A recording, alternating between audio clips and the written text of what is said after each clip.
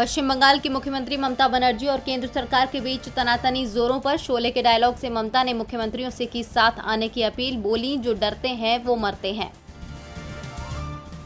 बंगाल के राज्यपाल ने ममता पर लगाया आरोप। कहा, लोक सेवा पर हावी हो गया अहंकार। ममता बनर्जी के प्रधानमंत्री मोदी के साथ हुई बैठक में शामिल न होने से राज्य और केंद्र सरकार के बीच बढ़ रही हैं दूरियां।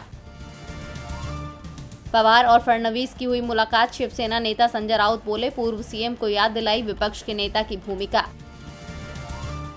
कोरोना वैक्सीन की सिंगल डोज ही प्रभावी। साइंस जर्नल और बीएचयू के तर्क पर विशेषज्ञों ने कही बात। कहा, पर्याप्त एंटीबॉडीज बनाने के लिए वैक्सीन की एक डोज काफी। कोरोना से जंग में एक और दवा हुई कारगर साबित। वायरस के कई स्वरूप को रोकने वाली दवा का चूहों पर हुआ सफल परीक्षण। इंडियन ब्रॉडकास्टिंग फाउंडेशन यानी आईबीएफ ने डिजिटल मीडिया कंटेंट नियामक परिषद का किया गठन। न्यायमूर्ति विक्रमजीत सेन होंगे अध्यक्ष। ये कदम प्रसारकों और ओटीटी प्लेटफॉर्म को साथ लाने के लिए उठाया गया। केंद्र की टीका नीति से सुप्रीम कोर्ट नाराज। कहा, डिजिटल इंडिया रटते रहते हैं मगर ग्रामीण इलाकों में हालात एकदम अलग। टीका खरीद की नीति, कीमतों में अंतर और कोविन ऐप पर पंजीयन अनिवार्य किए जाने के मुद्दे पर केंद्र को लगाई कड़ी फटकार।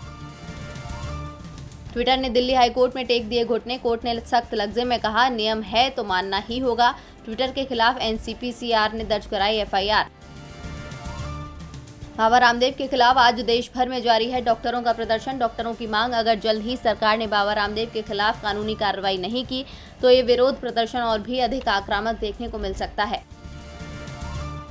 शिक्षा मंत्री रमेश पोखरियाल निशंक एम्स में भर्ती। कोविड ठीक होने के बाद बिगड़ी तबीयत। 21 अप्रैल को शिक्षा मंत्री की कोरोना रिपोर्ट निकली थी पॉजिटिव। कनाडा के स्कूल में मिली सैकड़ों कब्र। दशकों पुराने बोर्डिंग स्कूल में मिले 215 बच्चों के शव। पीएम ट्रूडो ने कहा कि इतिहास की शर्मनाक याद, ठोस कार्रवाई करेंगे। आज जारी है ब्रिक्स देशों के विदेश मंत्रियों की वर्चुअल मीटिंग। विदेश मंत्री जयशंकर करेंगे अध्यक्षता। महामारी से निपटने पर होगी चर्चा।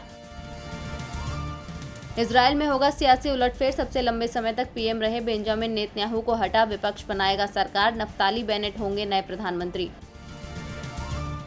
तंगहाली में जी रहा पाकिस्तान। 22,000 करोड़ रुपए कर्ज माफ करने से चीन ने किया इनकार। चीन पाक कॉरिडोर के तहत दिया था कर्ज।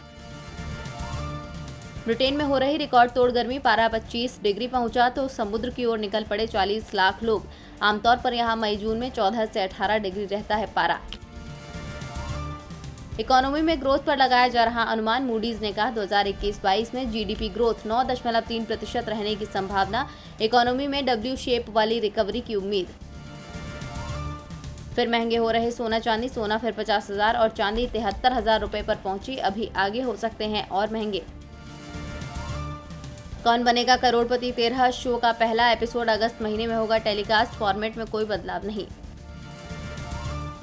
ये रिश्ता क्या कहलाता है सीरियल के नैतिक पर पत्नी से मारपीट का आरोप। कुछ दिन पहले कोरोना से हुए हैं रिकवर। दोनों पति पत्नी के बीच कई दिनों से विवाद की खबरें आ रही थी सामने। और आईपीएल के बाकी बचे 31 मैच की तैयारी हुई शुरू। गांगुली और जय शाह अमीरात क्रिकेट बोर्ड से कर सकते हैं मीटिंग। वैक्सीन लगवा चुके 50% फैंस की स्टेडियम में एंट्री संभव।